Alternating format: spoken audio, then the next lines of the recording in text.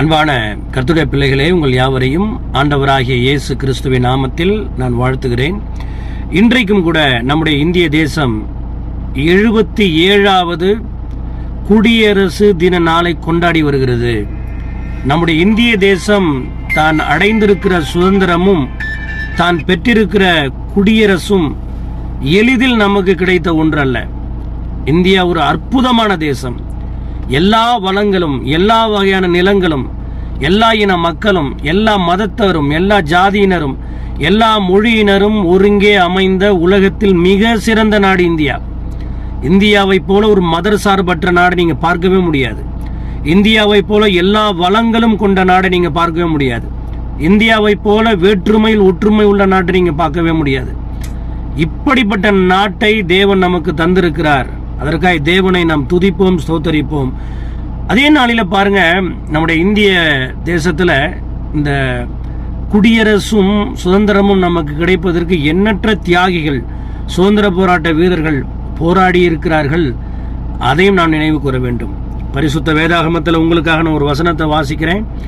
பிலிப்பியர் 3ஆம் அதிகாரம் 20ஆம் வசனம். நம்முடைய குடியிருப்போ பரலோகத்தில் இருக்கிறது, அங்கே இருந்து நம்முடைய இரட்சகராய் இருக்கிற இயேசு கிறிஸ்து வர காத்திருக்கிறோம், எதிர்பார்த்திருக்கிறோம். பாருங்க, இந்தியா நமக்கு ஒரு அற்புதமான ஒரு தேசமாய் இருக்கிறது போல கர்த்தர் நமக்கு நித்தியமாய் யுகம் யுகமாய் எந்த விதமான துன்பமும் துயரமும் வேதனையும் பாவமும் பலவீனங்களும் இல்லாத ஒரு வாழ்க்கையை நமக்கு வைத்திருக்கிறார். அது கிறிஸ்துவுக்குள்ளாய் அதை நியமித்திருக்கிறார். இயேசு கிறிஸ்துவை தன்னுடைய சொந்த இரட்சகராக ஏற்றுக்கொண்ட எல்லாருடைய வாழ்க்கையிலும் தேவன் நமக்கு ஒரு அற்புதமான விடுதலை கொடுத்திருக்கிறார். உதாரணத்துக்கு 1947ஆம் வருடத்தில் நம்முடைய இந்திய தேசம் சுதந்திரம் அடைந்தது. இது இந்த பூமிக்குரிய வாழ்க்கைக்கு நாம் வாழ்வதற்காக கிடைத்த சுதந்திரம், அந்நிய தேசங்களிலிருந்து நமக்கு கிடைத்த விடுதலை. இது மிக மிக அவசியம். அதே நேரத்தில் 80 வருடம் 100 வருடம் வாழ்கிற வாழ்க்கைக்காக இவ்வளவு முக்கியத்துவம் நாம் கொடுக்கிற நாம் நித்தியமாய் யுகம் யுகமாய் சாவாமையோடு அழியாமையோடு வாழப்போகிற வாழ்க்கை குறித்து எவ்வளவு நாம் யோசிக்க வேண்டும், எவ்வளவு நாம் அதை குறித்து சிந்திக்க வேண்டும், அதற்காக எப்படிப்பட்ட செயல்களை நாம் செயல்பட வேண்டும்.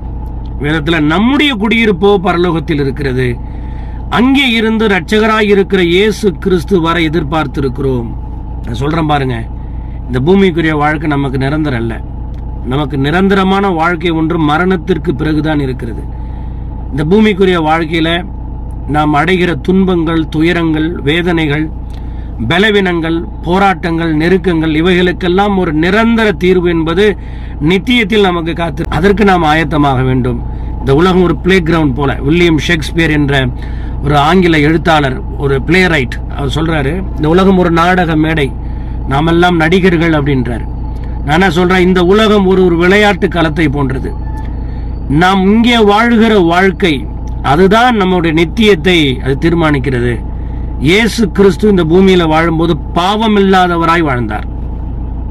இயேசு சொன்னாரு, என்னில் பாவம் உண்டென்று யார் என்னை குற்றப்படுத்த முடியும்னு கேட்டார். இந்த உலகத்துல இதை போல யாராவது கேட்க முடியுமா?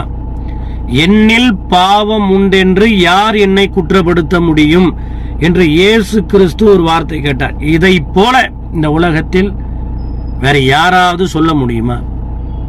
யோசித்து பாருங்க. அவர் பாவமில்லாதவராய் வாழ்ந்தார், அப்பழுக்கற்றவராய் வாழ்ந்தார், பரிசுத்தமாய் வாழ்ந்தார், நீதியாய் வாழ்ந்தார். அதனால தான் நம்ம அவரை பின்பற்றுகிறோம். அதனால இந்த பூமிக்குரிய வாழ்க்கை நமக்கு தற்காலமான ஒரு வாழ்க்கை.